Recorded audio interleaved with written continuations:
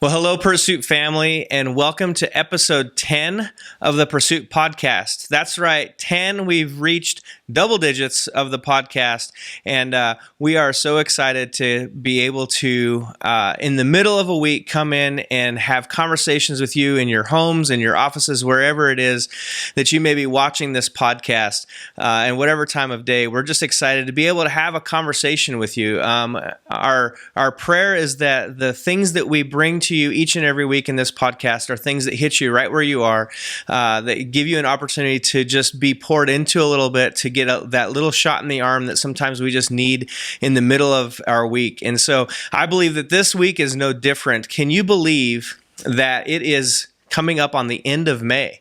It blows my mind that time has moved as fast as it has.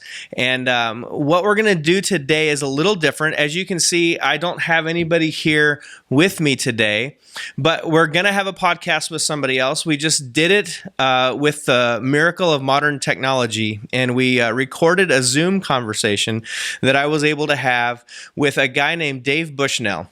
And Dave Bushnell is the U.S. Field Team Director and Leadership Development Strategist for the Global Leadership Network. And that's the organization that brings us the Global Leadership Summit each and every year. And so, as you know, we've been a host site for the Global Leadership Summit here for the last few years. And so I thought it would be so cool to be able to bring Dave in through technology and have him on the podcast and just talk about the summit this year and just have a conversation about leadership and influence and all the things that are so important to us as a church and to us in this season.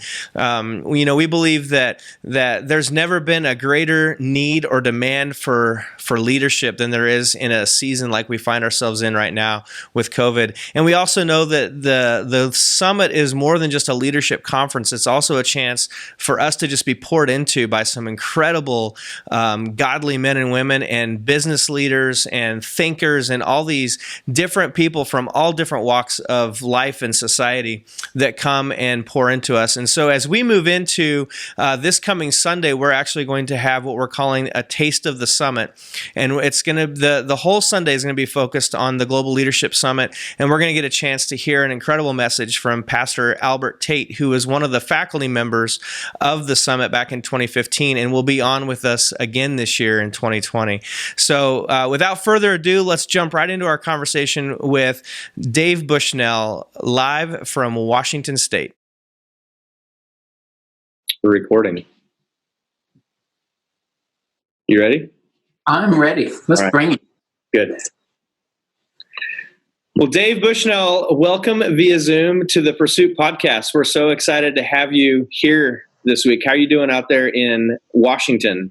Washington State is gray and probably low 50s or so. So it's about a normal spring day. And it is an absolute treat to be part of the Pursuit podcast, to join the ranks of Tom and Tara and Noelle and Brenda, Brianna and Brittany.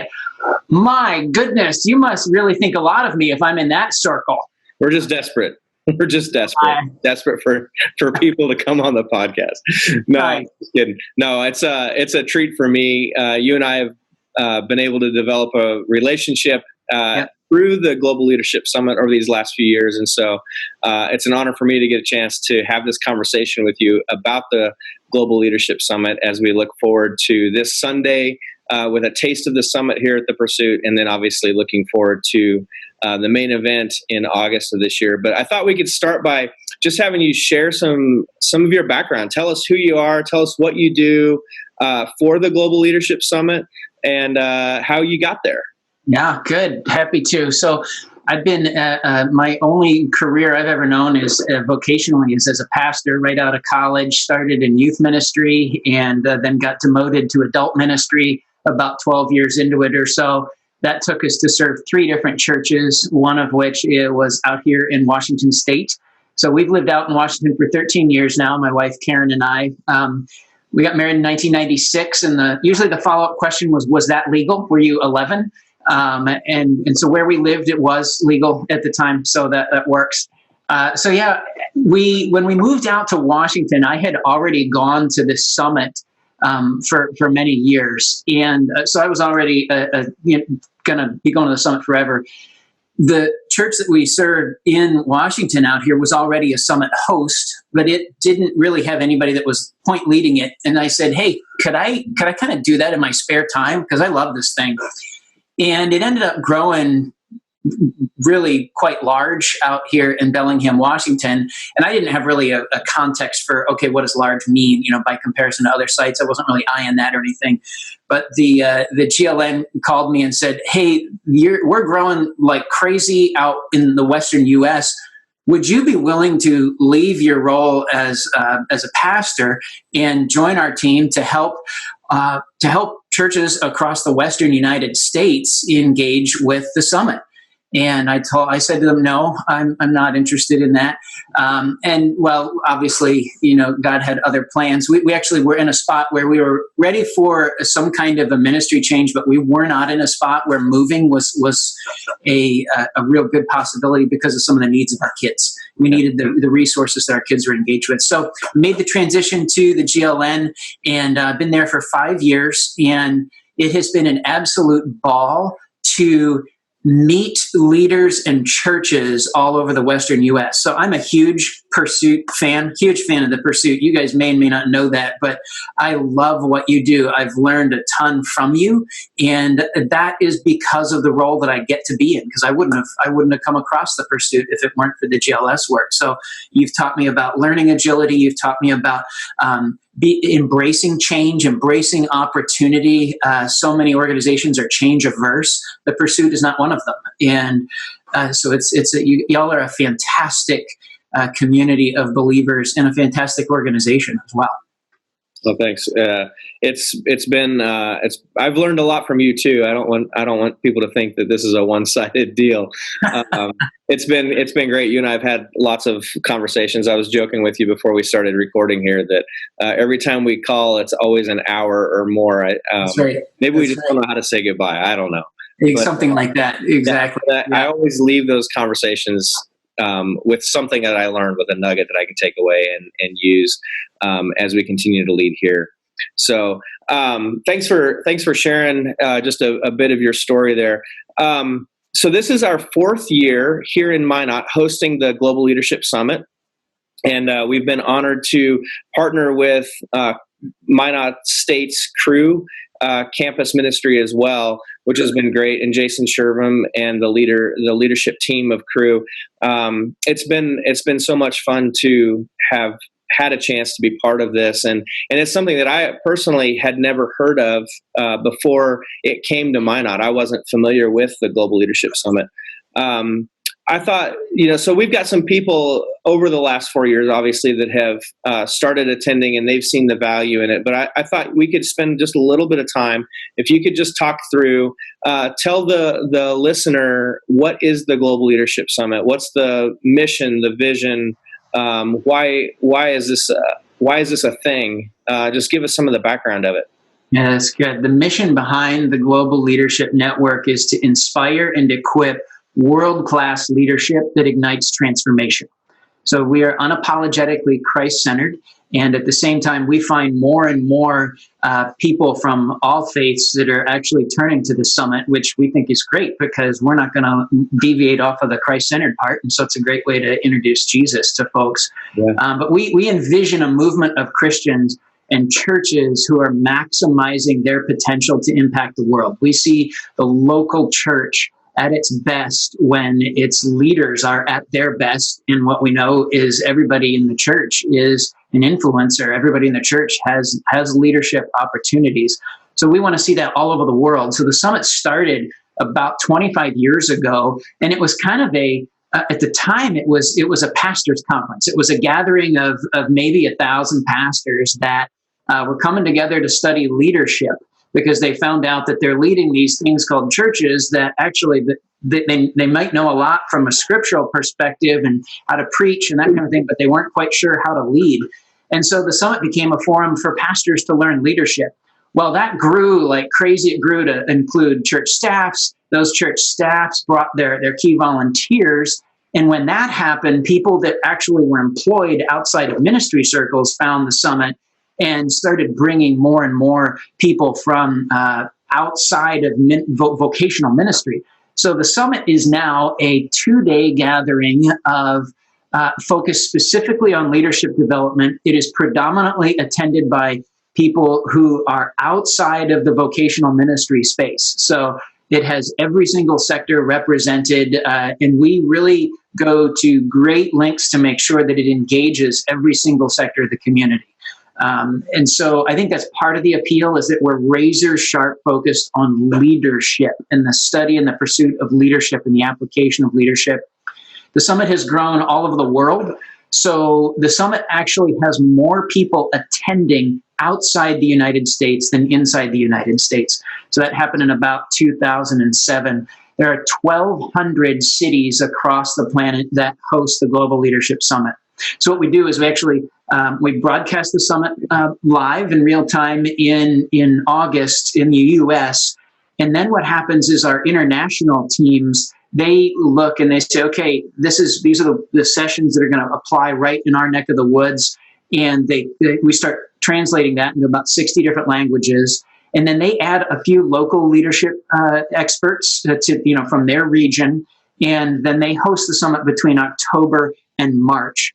So what's been a ball for me personally is to be on mission trips in Ethiopia and walking down the street with another leader, and we're talking about leadership, and then we reference the same session of a Global Leadership Summit, to sit on the roof of a building in Haiti coaching pastors.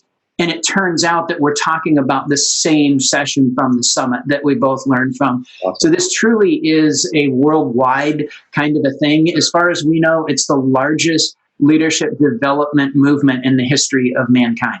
Yeah, that's amazing.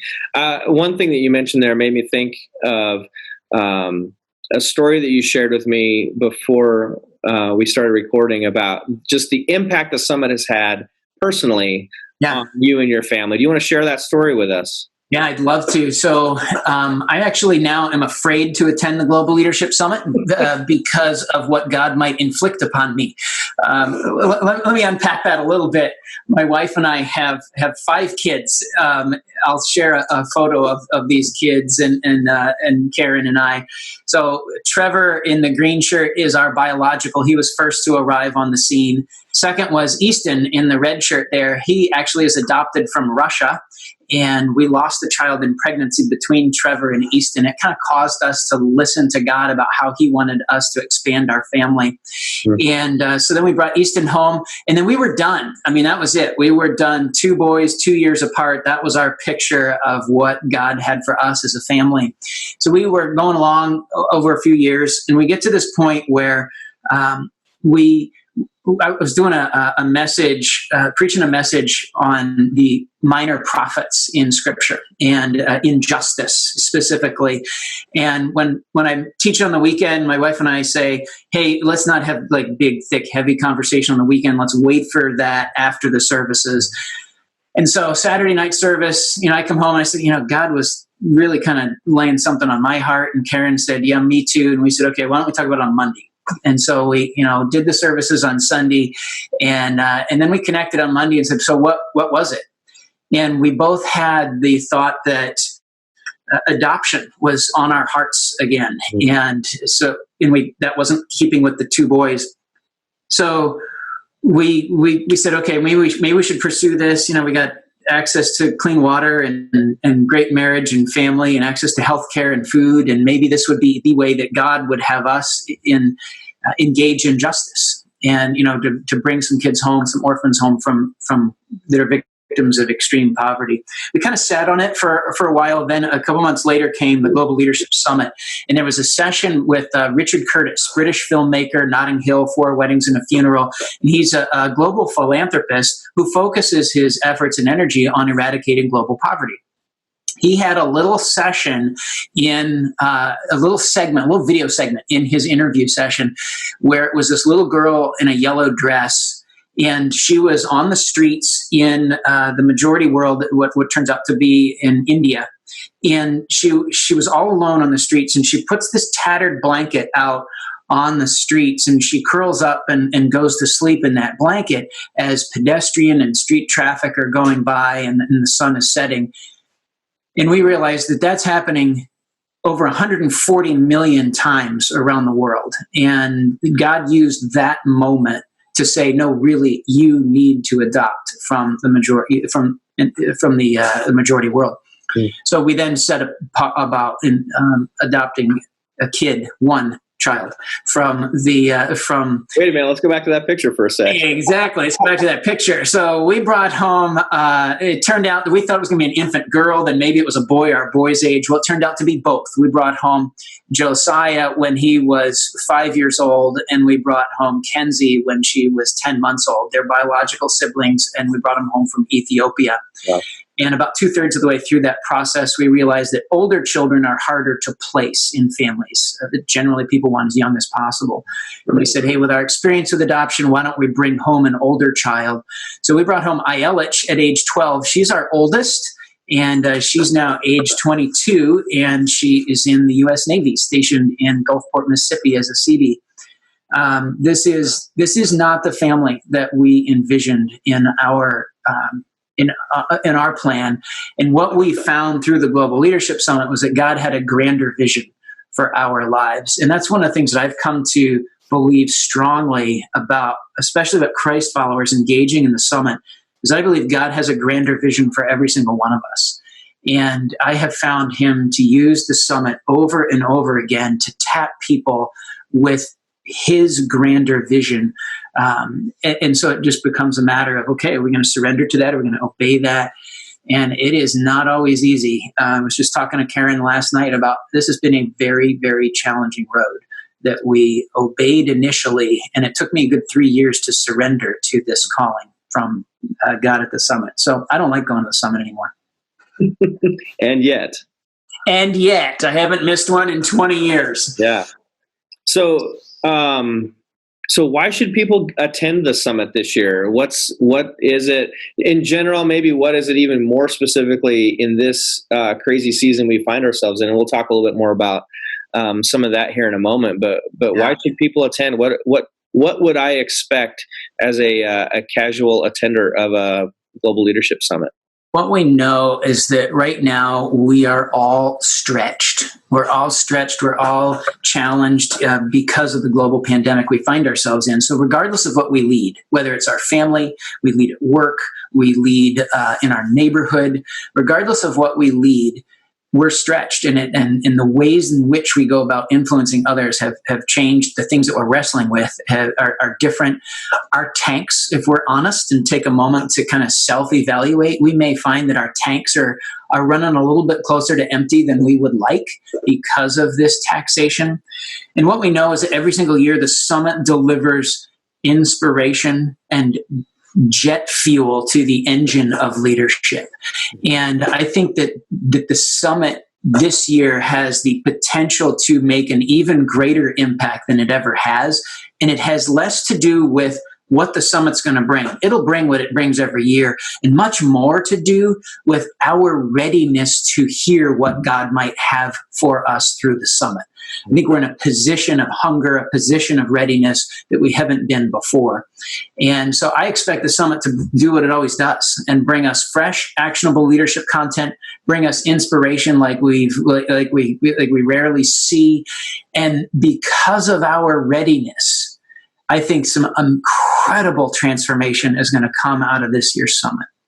Yeah, I'm super excited. Looking at the lineup of faculty speakers this year, one of the things that I noticed, and you guys have, I mean, when did you nailed down the lineup months before this pandemic really got going?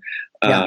In some ways, I mean, I know you guys it's the vetting process is a year or more, for a lot of the speakers. And so it's incredible to me looking at it in a time when I think we are stretched and a lot of people's tanks are emptier than normal, maybe even in society, that even though this is such a great leadership conference and it's going to be about leadership, the faculty is loaded with pastors, with people that both are going to speak about leadership, but then as we're going to see this coming Sunday when we air Pastor Albert Tate's message or discussion that he gave, or talk that he gave at the summit back in 2015. I mean, it's church. We're going to church on some of this, and it's not only is it leadership rocket fuel, but it's rocket fuel for the soul. Yes. So, what are some of the speakers? I know Albert Tate is going to be back this year. He's going to be on the faculty. So it's exciting that our church body is going to get a chance, if they haven't heard or heard him speak or seen him before, to get a chance to hear him from 2015. And then we'll get a chance again in August. But who are some of the people that you're excited about this year? I'm certainly excited about Albert, and I'm thrilled that y'all are going to be learning from him this weekend. His talk is just incredible. This year, he's going to be talking about the prayer life of a leader, equipping us around 3 specific areas that we can focus our prayer life to fuel our leadership.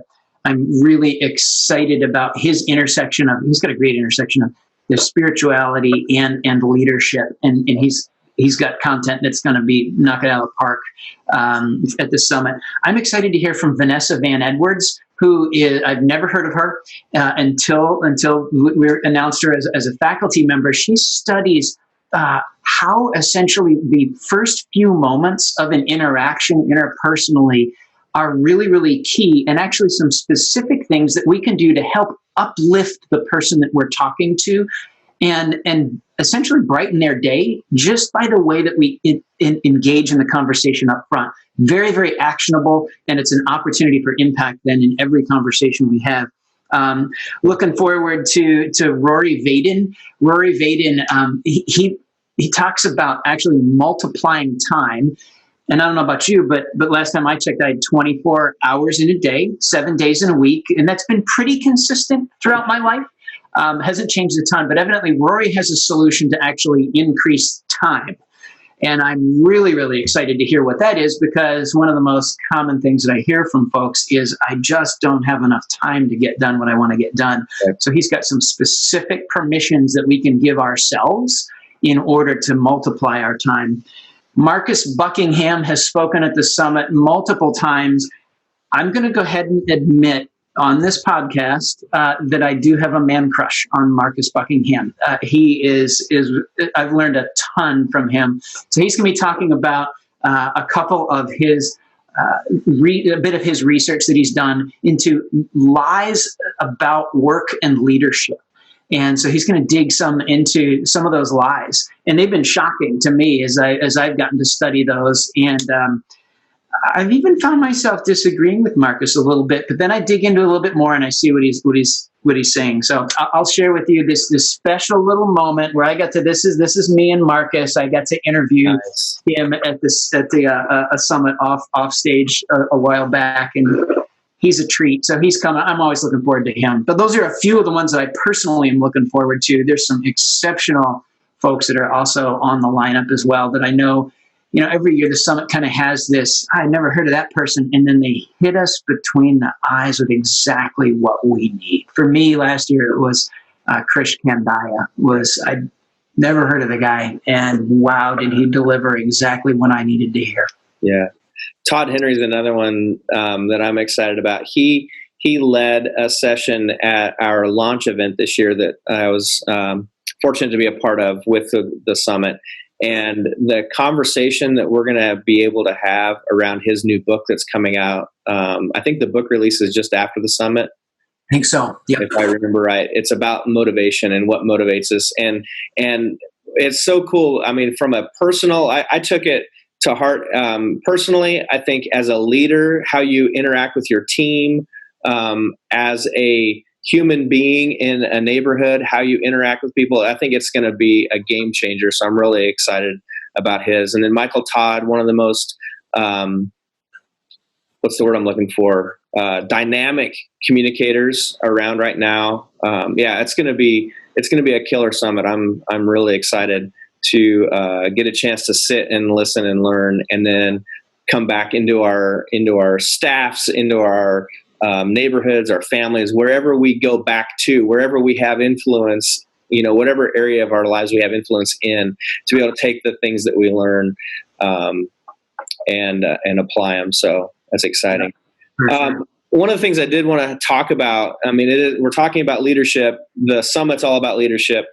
I wanted to get real practical with you because you are part of an organization that hosts a very large in-person gathering every year. And we suddenly find ourselves in a place where we're not, we're shamed out of gathering in person with less than 6 feet and plexiglass and plywood and masks and ventilators and whatever else we may need to keep ourselves safe, depending on what part of the country you're in. And I wanted to just have a conversation and hear what you guys, as a leadership organization, the Global Leadership Network, what are you doing? What are some of the things that you guys have been doing during the season? What have you been focused on specifically? What are those key pivot points that you've had to have and make through the season as we prepare for this summit?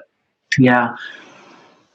It has been a challenging season for us because of everything that you just mentioned. That one of the things, the summit is at its best when it draws people from all different sectors of the community into one experience together. And we often find that one experience together births collaboration and partnership that brings city transformation.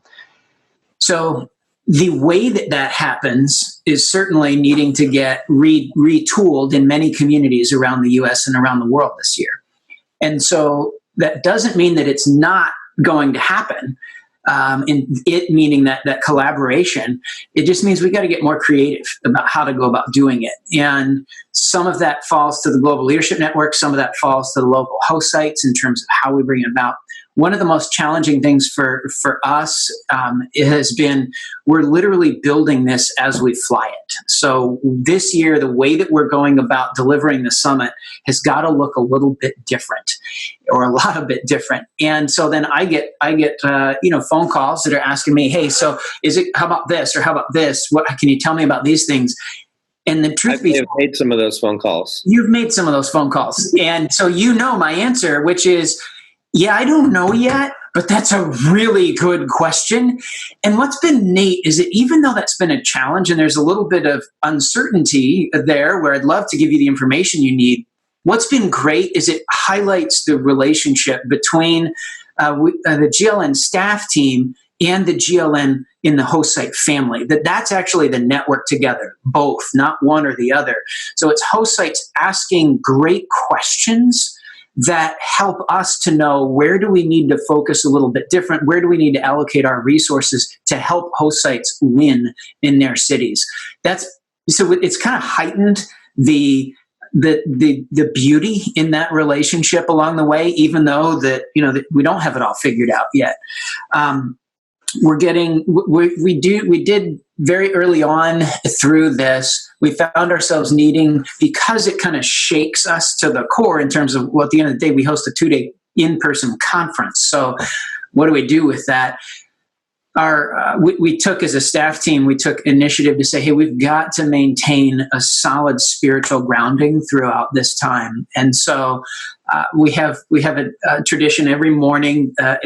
We get an email that is written by somebody at the GLN on, we call it First Ascent. And our president led it out initially and explained. And it's a moment to remind us of what our core values are. It's a moment to remind us that our hope is in Christ, a moment to ground us that the work that we do is not done, that God continues to use the summit all over the world. And so a few of us have written in on these First Ascent moments to spiritually ground us. And we think that has been a really helpful thing through this time that has been so kind of flexing. Some of the practical implications are ending up being opportunities where we've said, okay, we've kind of taken a little bit of a trial at this online summit. In other words, people can engage outside of a host site. They can actually engage and participate in the summit from the comfort of their office or their home or whatever. And we've kind of tiptoed into that, but it's a good thing we've tiptoed into it because, like many churches, now it's that's our core delivery mechanism. So that's actually helped to birth opportunity that people that maybe were hesitant to attend the summit in the past can kind of kick the tires on it on their own. And we're actually anticipating this dramatically increasing that audience of the summit, that maybe then we can draw them into the conversations that are happening in communities around the country. So it's a bigger front door is what we're hoping, that then drives people to the host sites, which do an incredible job of stirring up ongoing partnership and conversation. So that's one of the things that we're anticipating and hoping for.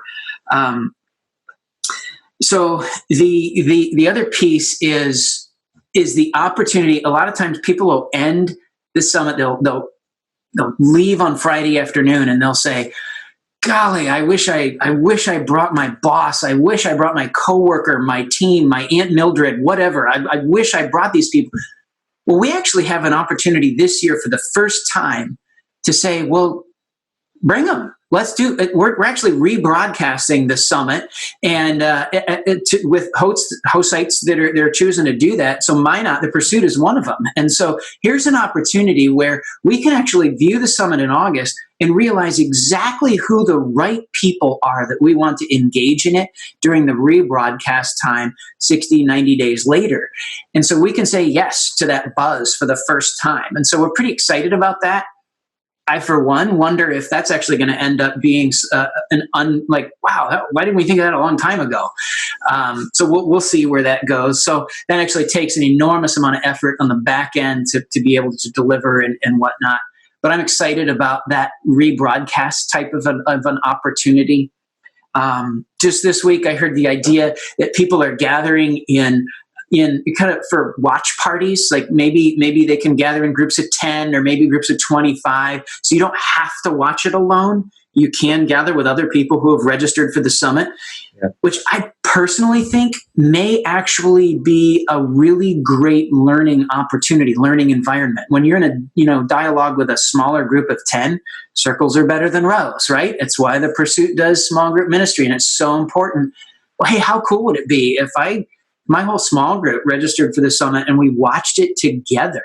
Yeah. And one of the things that's flexible this year is you don't have to watch it on Thursday and Friday. So if I'm working Thursday and Friday, you get 7 days. Every single person gets 7 days to watch the summit this year. So I can gather with my small group over the weekend, the following week during the evening. Maybe I consume some of it on my own, some of it with my small group.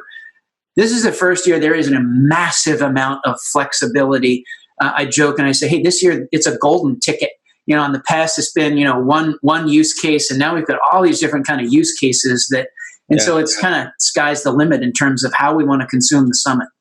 Right. So now this year, if you purchase a ticket to attend the summit, you have live at a host site. So live here at the Pursuit Church on August 6th and 7th. You have you get a link to like a watch link, I believe is what you guys are calling it. Is that right? Right. Yep. A watch link, so you can consume it if either you can't be here on the 6th and 7th, or depending on, we still don't know what society is going to be like.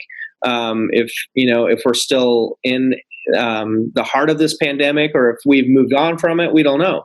And so, we'll have the ability to watch it in our homes over, on demand when we can get to it in the evenings. And then, like you said, we've decided as a host site this year to rebroadcast November 6th and 7th, which is actually a Friday and a Saturday. So if people are like, man, I would love to attend in person, I would love to experience it with everybody else, but I can't take 2 days off of work, I can only take one. Great. Come November 6th and 7th, take Friday off only, and then come Saturday, or do it all. Exactly.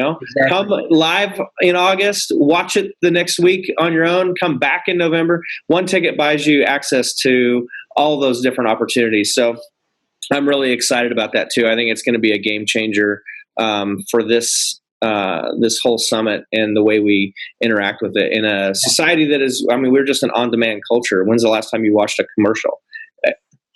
What are those? It's been months because we don't have any sports to watch, so we don't watch any commercials. Yeah. And I love what y'all are doing with the Stanley campus. I think it's fantastic that there are people who are gathering there, and I think that's an example of a host site saying, hey, this year's a little different. The GLN has all these different opportunities. What could we do That's fantastic. So kudos to y'all and Stanley who are leveraging the summit. Yeah, we're excited to be able to host a viewing party, basically a mini host site in Stanley. And we're going to be partnering with other churches and businesses in the community of Stanley as well. And so for us, it's awesome because we love having some of our Stanley folks come over every year, but it's an hour drive each way, 2 days. It's a lot to take on in addition to already missing 2 days of work and everything else. So the ability to make it even more advantageous for our church family in Stanley, we're really excited, and the surrounding area for that matter. We're really excited to be able to offer the summit to another community like this. And like I said, I hope that some of this stuff sticks around in the years to come. We'll see what you guys are able to pull off. But I know the sky's the limit for the summit and for your team, your leadership team that you have there at the Global Leadership Network. So we're excited to see what God's going to do this year through the summit, both locally in Minot and Stanley and the surrounding area here in North Dakota, but also to see and hear stories in the coming years of how the summit impacted the globe for the kingdom. So, well, Dave, it's been so much fun to have you on our podcast this week.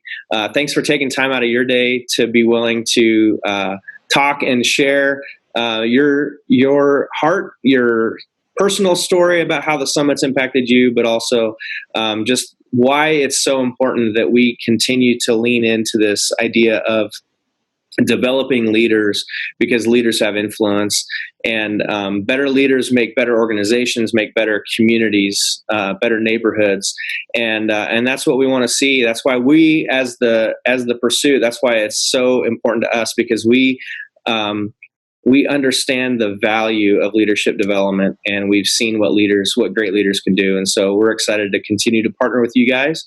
And we're excited to have this summit this coming Sunday, the 31st of May.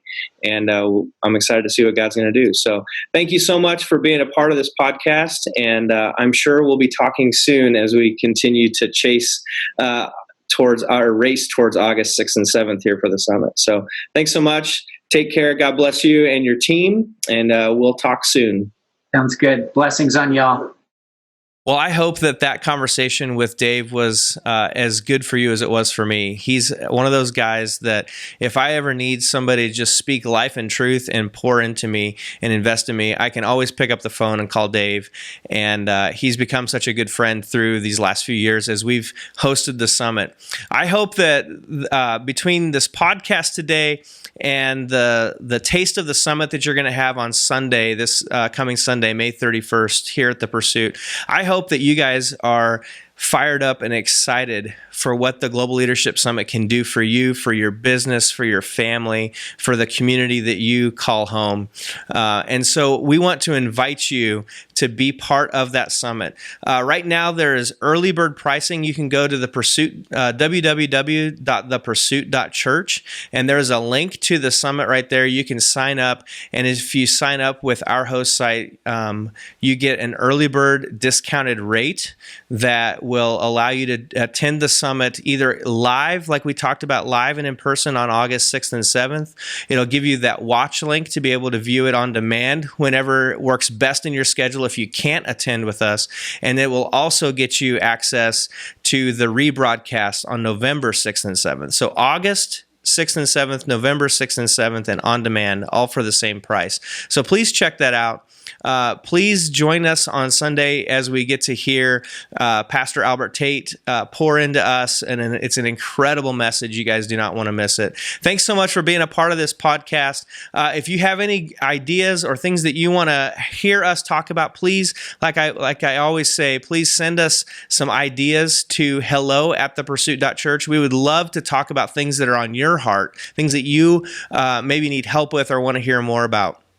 So please engage with us in that way. And if there's anything else we can do for you, if you can send prayer requests in, there are multiple different ways that we would love to hear from you and be able to support you as you walk through life. And we don't want you to ever feel like you need to do this life alone. We are here to partner with you every step of the way. So thank you so much. We'll see you next time on the Pursuit Podcast. Thanks.